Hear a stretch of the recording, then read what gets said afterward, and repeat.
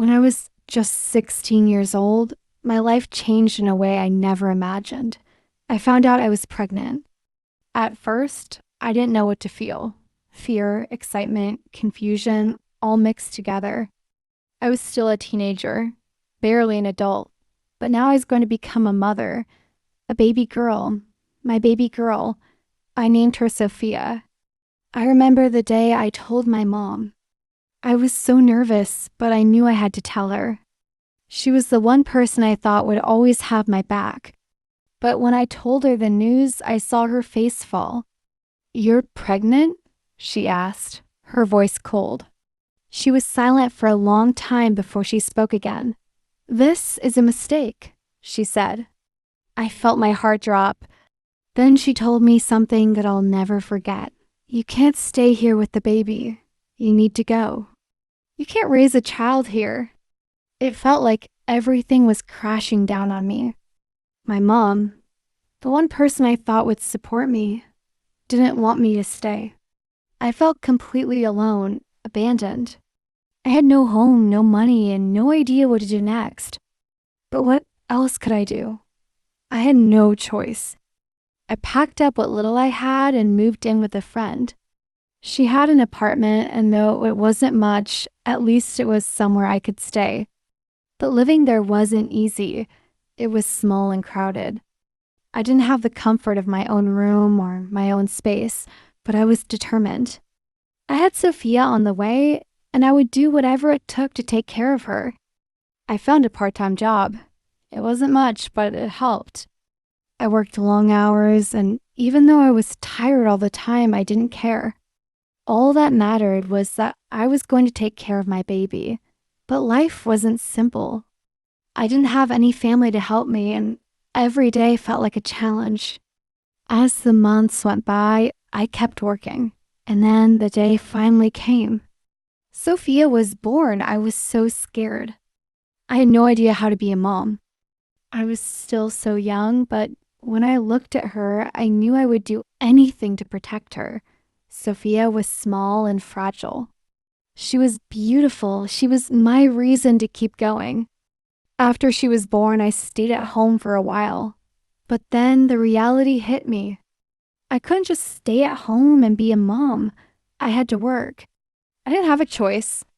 I needed money to pay the bills, to take care of Sophia.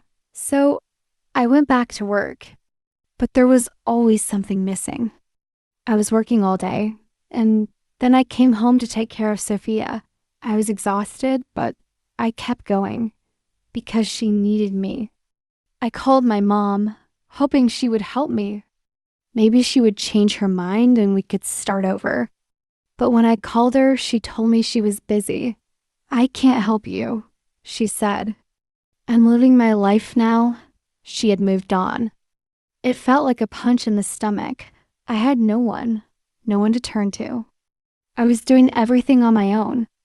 One night, I asked my husband, "What are we going to do? How are we going to make this work?" He was just as tired as I was, working long hours, coming home late. But we didn't have any other choice. We still had bills to pay, and Sophia was still so young. I didn't want to leave her with strangers, but I didn't have a choice. We had to make money to survive. Then one day, I spoke to my friend Anna. She had a baby too, and I knew she understood what I was going through. "Anna, I don't know what to do," I said, my voice shaking. "I'm so tired. I know how to do this by myself." Anna listened and then said, "It's not easy, but you're strong. You can do this. You have to keep going for Sophia." Her words gave me a little hope. It wasn't going to be easy, but maybe there was a way out. Maybe we could make it work. I decided to talk to my husband's parents. They loved Sophia, and I thought maybe they could help. They were kind people, always there when we needed them. So we visited them one Sunday afternoon. Over lunch, I told them about the situation. "We need help," I said. "I can't do this alone." My husband's dad looked at me and said, "We can help you on weekends, but we're getting older. And we get tired too." It wasn't much, but it was something. and I was grateful for it. Things didn't get better overnight. I kept working. My husband worked harder too. But we both knew we couldn't do this forever. It was a constant struggle. I didn't have time for myself. Every day was a repeat of the last.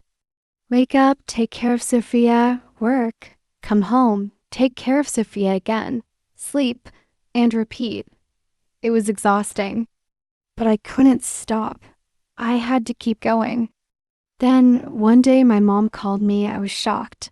I hadn't heard from her in months. "How are you, dear?" she asked in a sweet voice. I didn't know how to answer. "I'm tired, Mom," I said. "I'm doing everything, and it's hard." She paused for a moment, then looked at Sophia and said, "She's growing so fast, isn't she?"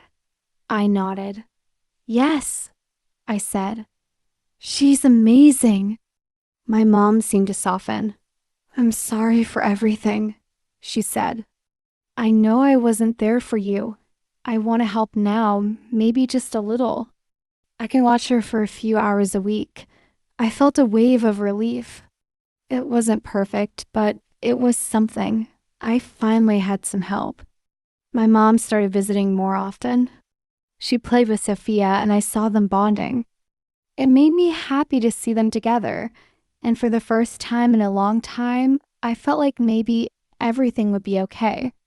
Days went by, and things started to settle down a little.